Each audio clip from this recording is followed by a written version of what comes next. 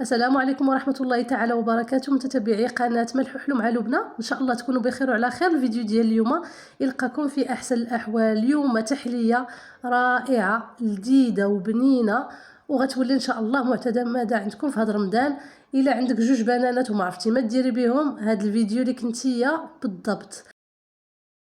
بالنسبه لهاد التحليه غادي نحتاجو نص ديال الحليب، جوج بنانات كيكونوا هكا طيبين ما يكونوش خضرين باش تجي يعطونا الحلاوه. انا في الحقيقه صراحه زدت فيها السكر، ولكن نتوما تقدروا تستغناو على السكر تماما الا كنتو غادي ديروا الكراميل. انا في الاول ما كنتش عارفه كيفاش غادي ندير لهاد التزيين، قلت غادي ندير شي تزيين ماشي بالضروره الكراميل، ولكن في الاخير درت الكراميل اذا غادي تجيكم شي شويه حلوه.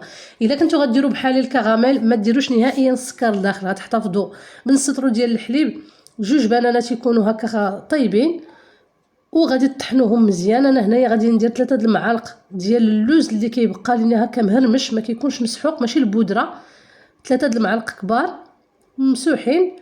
غادي نطحنوا هذا الخليط مزيان مزيان مزيان حتى كينسجموا ما كيبقى ليناش الحبيبات ديال البنان. وغادي نكملوا ان شاء الله. الطريقه ديال التحضير طريقه سهله وكي قلت لكم المهم انها كتجي لذيذه.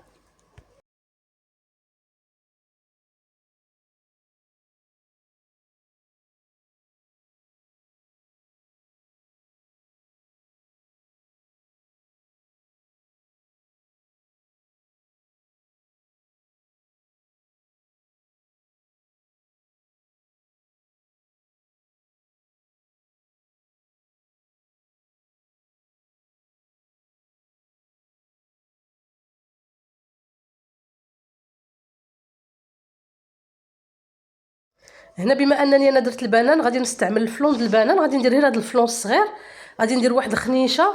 هذا راه كيكون ما فيهش السكر. الا درتو هذاك الاخر الكبير هذاك راه كيكون حلو، ما ديروش كاع نهائيا السكر. هنايا غادي نطحن جيدا كي قلت لكم. غادي ناخذ واحد الكاسرونه غادي نفرغوا فيها الخليط وغادي نضيفوا ليها جوج معالق كبار ديال النشا وغادي نضيفوا واحد الساشيه ديال الفلون. من الاحسن ديروه بدون سكر الا كان.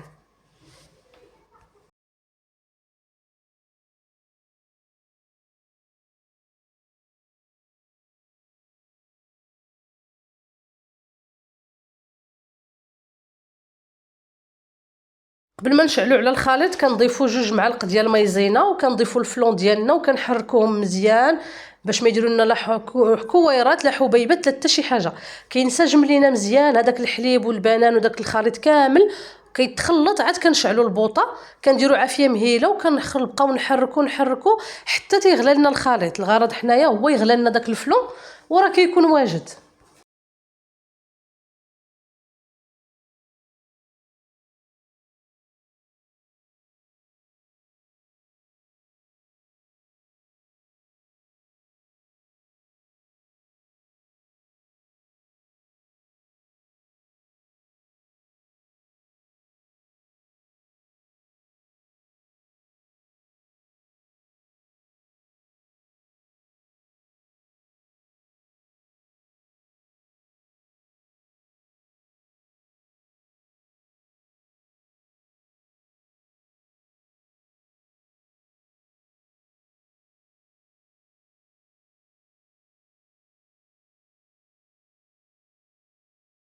كنبغي نشكر الناس الجدد اللي دخلوا عندي القناه، شكرا لكم.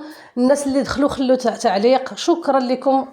تعاليقكم غاليه على قلبي. قناه مبتدئه، محتاجه لهذا الدعم ديالكم وهذا التفاعل ديالكم. بارطاجيو القناه الا كانت كتستحق مع العائله والاحباب. غيكونوا فيها وصفات غزاله، وصفات رمضانيه ان شاء الله لرمضان اللي غتعاونكم. ونعطيكم وصفات سهله بحال الخبز التورتيلا اللي عطيتكم في الفيديو السابق اللي لقى واحد الاستحسان كبير.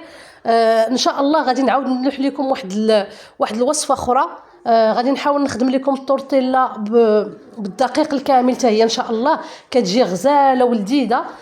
غير الدعم ديالكم والبارطاج ديالكم وانا غادي ندير الباقي ان شاء الله. هنا صافي منين غلا الخليط ديالي غادي غادي نخويه في واحد الكاس باش يجيني ساهل انني نصبو في دوك الكويسات الصغار. كديروا اي فيغين كان عندكم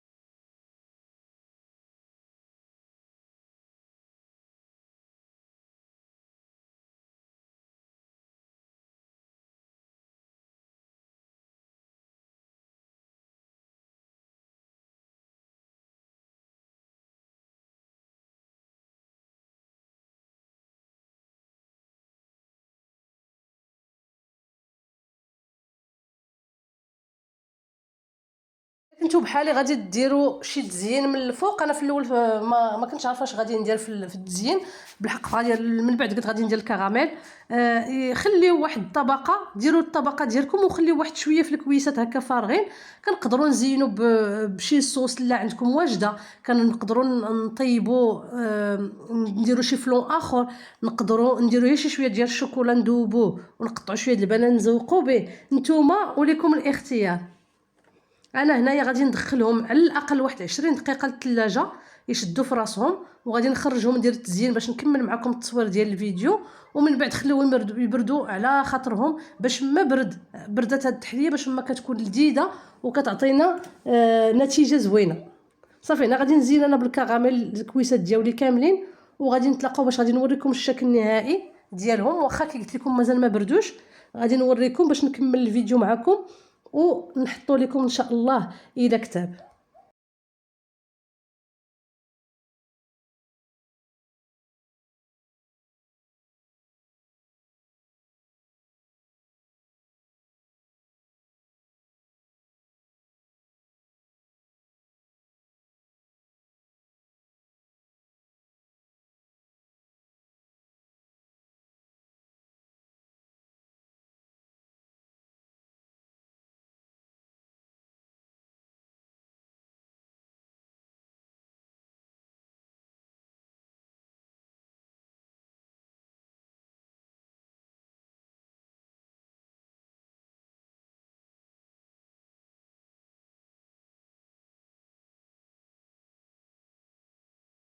بالنسبه للتزيين انا بما انني درت فيها اللوز لداخل، غادي ندير بقى لي هكا شويه ديال اللوز مهرمش غادي نزوقو. صدقوني داك الكراميل مع ديك التحليه اللون ديالها مع داك اللوز من الفوق كيعطيو واحد المنظر غزال. ان شاء الله كي قلت لكم غتجربوها. نخليكم تشوفوا الشكل ديالها ملي غادي نبغوا ناكلوها. واخا انا مازال ما برداتش مزيان كنأكد عليها، لان باش ما بردات باش ما تعطيكم النتيجه اكثر والنتيجه زوينه. شكرا لكم وشكرا على التفاعل ديالكم. دمتم في رعايه الرحمن. نتلاقاو ان شاء الله في افكار اخرى وفي فيديوهات جداد.